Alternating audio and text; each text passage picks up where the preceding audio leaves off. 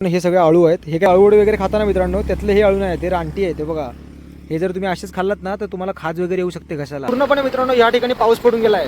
अर्धा किलोमीटरवर मित्रांनो तुम्हाला एक वेगळं पण बघायला मिळेल. ह्या रानामध्ये मित्रांनो बऱ्याच साऱ्या गोष्टी अशा आहेत की ज्या दिसतात तर सेम, पण काही वेगळे देखील घडू शकते. त्या इकडचा जो व्ह्यू आहे ना तो मित्रांनो खरंच नेहमीच प्रेमात पडतो. आणि कोकणामध्ये मित्रांनो तुम्हाला असं अशी पूर्ण अगदी हिरवळ बघायला मिळेल. फक्त शेतकऱ्यांचे हाल आहेत. शेतीचं खूप मोठ्या प्रमाणामध्ये मित्रांनो नुकसान झालेलं आहे. लास्ट टाइम आपण मित्रांनो इथल्या देखील रोडची अपडेट दिली होती तुम्हाला. हा एक जरा रोड खराब आहे. नमस्कार मित्रांनो, मी विनायक भाई तुम्हा सर्वांचं पुन्हा एकदा स्वागत करतोय थेट अगदी गाडीवरून. मित्रांनो आजच्या व्हिडिओमध्ये तुम्हाला मी ह्यासाठी व्हिडिओ करतोय की तुम्ही जर बघाल तर कोकणामध्ये आहे ना मित्रांनो बरेच दिवस झाले अक्षरशः पावसाचा काही नामोनिशाणच नाही आहे. असं वाटतं की पाऊस गेला की काय कायमचा, पण एवढं ऊन पडतंय ना की अक्षरशः ते ऊन आता अंगाला झोंबतंय. सो त्याबद्दल जरा म्हटलं तर थोडंफार बोलूया. तर चला मित्रांनो आजच्या व्हिडिओला आपण सुरुवात करूया. आजची व्हिडिओ ही अशी काहीशी वेगळी असणार आहे. चला, आता आपण या रामपूरच्या घाटामध्ये आहोत. तुम्ही बघा पूर्णपणे मित्रांनो या ठिकाणी पाऊस पडून गेला आहे. म्हणजे आता कोकणामध्ये अशी परिस्थिती झालेली आहे की एक अर्धा किलोमीटरवर मित्रांनो तुम्हाला एक वेगळं पण बघायला मिळेल. रामपूर घाटाच्या मागे मी आता होतो ना, पूर्णपणे अगदी रस्ता पूर्ण अगदी सुका होता. आणि आता इकडे बघा काय परिस्थिती आहे. पूर्ण अगदी रस्ता तो भिजलेला आहे. मातीचा देखील पूर्णपणे वास येतोय. म्हणजे अशी कंडिशन आहे मित्रांनो. गेले 7 ते 8 दिवस कोकणामध्ये काहीच पाऊस नाही, म्हणजे चिपळूणात तरी काहीच पाऊस नाही. आणि त्याच्यानंतर आता हे अशा काय कंडिशन आपल्याला बघायला मिळत आहेत ते तुम्ही आता समोर बघत असालच. आणि समोर पण बघा ढग अगदी ह्या ठिकाणी क्लिअर दिसतात. तरी देखील जो आपण एक म्हणतो ना पाऊस हा या ठिकाणी पडून गेला. म्हणजे हा एक फसवा पाऊस आहे. रेनकोट घालाल तर पाऊस जातो आणि रेनकोट काढलात तर मग पाऊस येतो, अशी काही कंडिशन आहे. बघा आता इकडे बघा पूर्णपणे अगदी नॉर्मल आहे. तुम्हाला समजत असेल तर रस्त्यांवरून तुमच्या लक्षात येत असेल की हा बघा या ठिकाणी पूर्णपणे रस्ता आहे ना तो सुकत चाललेला आहे. बघा आणि इकडे बघा पूर्ण अगदी रस्ता सुकला आहे. म्हणजे रामपूरच्या पण अर्ध्या घाटामध्ये फक्त मित्रांनो फक्त पाऊस आहे. म्हणजे अशा काही गोष्टी आता सध्या आपल्याला बघायला मिळतात. हा एक फसवा खेळ जो आपल्याला श्रावणामध्ये बघायला मिळतो ना तो आता कुठेतरी आपल्याला जुलै महिन्यामध्ये बघायला मिळतो. सो अशा काही कंडिशन सध्या बघायला मिळत आहेत. शेतकऱ्यांचे हाल आहेत. शेतीचं खूप मोठ्या प्रमाणामध्ये मित्रांनो नुकसान झालेलं आहे. म्हणजे काय बोलू शकत नाही एवढं नुकसान आहे. कारण आता मी बघतोय ना जिकडे तिकडे आता लोकांनी लावणी वगैरे केलेली आहे. पण पावसाचा काहीच पत्ता नाही आहे. ज्यांच्याकडे विहिरी वगैरे आहेत त्यांना ठीक आहे, पण बाकी ठिकाणी मित्रांनो अक्षरशः जी शेती आहे ती आता कोरडी पडायला सुरुवात झालेली आहे. सो पाऊस पाहिजे यार, थोडा तरी पाऊस लागला पाहिजे, नाहीतर काय कठीण परिस्थिती आहे. समोर पूर्णपणे तुम्ही आता बघत असालच हे जे ढग आहेत ते ढग पण एवढे असे म्हणजे असे क्लिअर दिसत आहेत ना की असं वाटतं की काय आपण एक म्हणतो ना दिवाळी नवरात्रामध्ये जे क्लायमेट असतं ना मित्रांनो तशा प्रकारचं क्लायमेट आता आपल्याला सध्या या जुलै महिन्यामध्ये बघायला मिळते. आणि ही जी कंडिशन आहे ती फक्त चिपळूणमध्ये गुहागरमध्ये किंवा मग आजूबाजूच्या तालुक्यांमध्ये आहे की कसं काय, जरा प्लीज मला कमेंट करा की तुमच्याकडे पण ही अशी कंडिशन चालू आहे. कारण मित्रांनो तुम्ही जरा नीट बघा तर पूर्ण अगदी मित्रांनो सगळं अगदी सुकाट झालेलं आहे. आता त्या आपले हे जे परे आहेत ना मित्रांनो त्या पऱ्यांचं देखील पाणी आता भरपूर कमी झालेलं आहे. सो एवढी डेंजर कंडिशन जुलै महिन्यामध्ये कधीच नव्हती. तुम्ही जर बघाल तर दरवर्षी मित्रांनो जुलै महिना पॉवरफुल पावसाचा महिना असतो.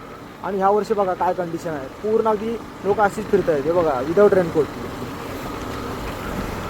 जर तुम्ही जुलै महिन्यामध्ये बघायला गेलात ना तर आपण बाहेर पडायची मुसीबत येते.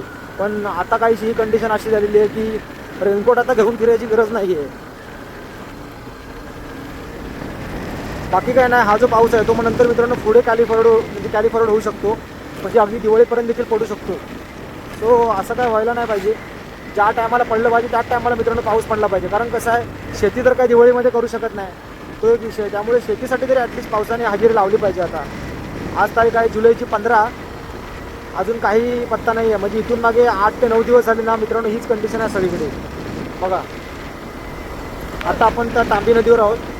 बट सगळीकडे तुम्ही आता बघाल ना अक्षरशः म्हणजे संध्याकाळचा सनसेट अनुभवायला लोक आता यायला लागलेली आहेत.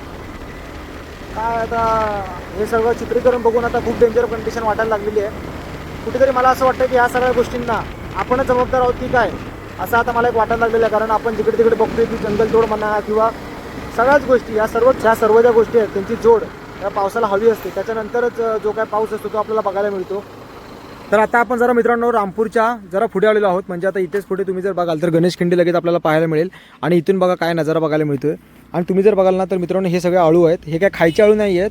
तुम्ही जे आळूवडे वगैरे खाता ना मित्रांनो त्यातले हे आळू नाही आहेत, ते रानटी आहे. ते बघा हे जर तुम्ही असेच खाल्लात ना तर तुम्हाला खाज वगैरे येऊ शकते घशाला. त्यामुळे मित्रांनो ह्यातलं नॉलेज असणाऱ्या व्यक्तींनाच तुम्ही घेऊन जा. कारण आपण जे अळगोळे वगैरे खातो ना, ती पानं अशीच असतात सेम. ही बघा तुम्ही बघताय ना, अशीच असतात. पण ती ही नाही आहेत पानं माझ्यामध्ये, ही मला वाटते रानटी आहेत. त्यामुळे ह्यातलं जर तुम्ही काहीतरी न्याल आणि खाल तर तुम्हाला खाज किंवा मग काय वेगळ्या काय गोष्टी आहेत ना, त्या तुम्हाला बघायला मिळतील. तुम्ही जर बघाल ना मित्रांनो कोकणामध्ये, तर आता हल्ली कसं आहे रानटी भाजी वगैरे आपल्याला बघायला मिळतात. भांगेची भाजी, टाकळ्याची भाजी, पण त्यामध्ये पण कसं आहे जाणकार व्यक्ती पाहिजे प्रॉपर. कारण ह्या रानामध्ये मित्रांनो बऱ्याच साऱ्या गोष्टी अशा आहेत की ज्या दिसतात तर सेम, पण काही वेगळं देखील घडू शकते. त्यामुळे ही एक आवर्जून काळजी घ्या. पावसामध्ये ह्या ज्या काय गोष्टी आहेत ना त्या म्हणजे जेव्हा तुम्ही जाल तेव्हा जाणकार व्यक्ती घेऊन जा. चला परतीच्या प्रवासाला निघूया, म्हणजे इथून आता पुढे निघूया. इकडचा जो व्ह्यू आहे ना तो मित्रांनो खरंच नेहमीच प्रेमात पडतो.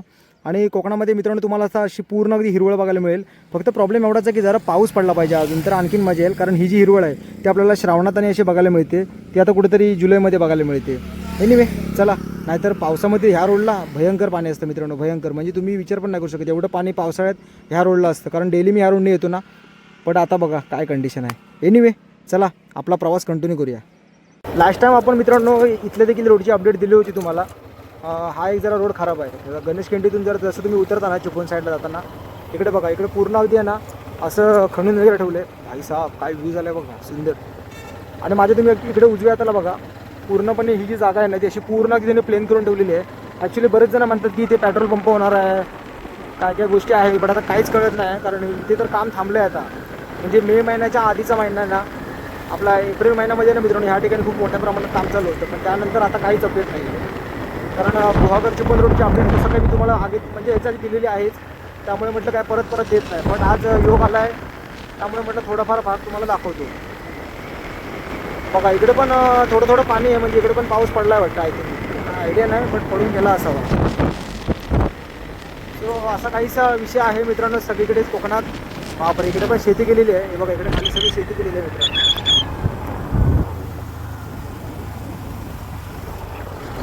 सगळीकडे शेती केलेली आहे, पण आता काय शेती तर केली आहे, बट पावसाचा काहीच पत्ता नाही. मला बरेच जण बोलत असतात की आता ह्या रोडला तू डेली अपडाऊन करतोस त्यामुळे तुला रस्ता पाठ झाला की काय, पण तसं काय नाही आहे मित्रांनो. जरी काही असलं तरी वेळ सांगून येत नाही, त्यामुळे गाडी सावकाशच चालवायला लागते. आणि तुम्हाला देखील सांगतो की गाडी जी आहे ती मित्रांनो सावकाश चालवा. आपली घरी कोणतरी वाट बघते, त्या हिशोबाने मित्रांनो तुम्ही ड्रायव्हिंग करा. मग तो टू व्हीलर असो, फोर व्हीलर असो, नाही तर काही असो. त्यामुळे आरामात होऊ द्या, काय गडबड नाही. थोडा उशीर झाला चालणार आहे, पण अजिबात काही घाई करू नका. आणि पावसात तर मी तर म्हणेन की भाई तुम्ही सावकाशच गाडी चालवा, बिलकुल कोणती रिस्क घेऊ नका. इकडे जरा थोडासा रस्ता खराब आहे माझ्यामध्ये. इकडे पण जरा म्हणजे 4 पदरी रोड झाला तर खूप बरं होईल. ह्या भागामध्ये एक आहे गावठी भाजी जरा जास्त करून बघायला मिळतात, बट त्यातलं काय आहे ना नॉलेज नाही आपल्याला एवढं जास्त. नाहीतर मग गावठी भाज्यांची रेसिपी देखील मित्रांनो आपण एखादा वेगळा असा व्हिडिओ तुमच्यासाठी आणला असता, बट नक्कीच आपण तो देखील आणण्याचा प्रयत्न करू. तुम्ही आता बघितलं असताना मित्रांनो तुम्हाला ती आळूची पानं दाखवली आणि ती रानटी होती का गावठी होती आपल्याला काय माहिती नाही. बट त्याचप्रमाणे मित्रांनो भारंग्याची भाजी आणि त्याचबरोबर अजून अशा विविध रानभाज्या आहेत. कसं आहे ना मित्रांनो ज्या सीझनल गोष्टी आहेत ना त्या तुम्ही आवर्जून खात जा, कारण त्यातूनच वेगळं आपल्याला प्रोटीन मिळत असतं.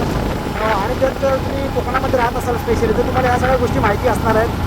जर तुम्ही मित्रांनो या सगळ्या गोष्टी खाल्ल्या असाल ना तर मला कमेंट करून नक्की कळवा, कारण मला माहिती आहे सबस्क्रायबर्स कोकणात माहिती असणार.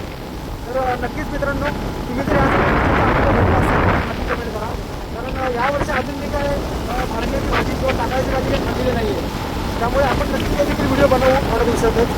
आणि तुम्हाला सगळ्या गोष्टी मी सविस्तर सांगेन की भाजी ओळखायची कशी काय, माझ्यासोबत कोणतरी एक्सपिरियन्स पर्सनला मी घेऊन जाईल.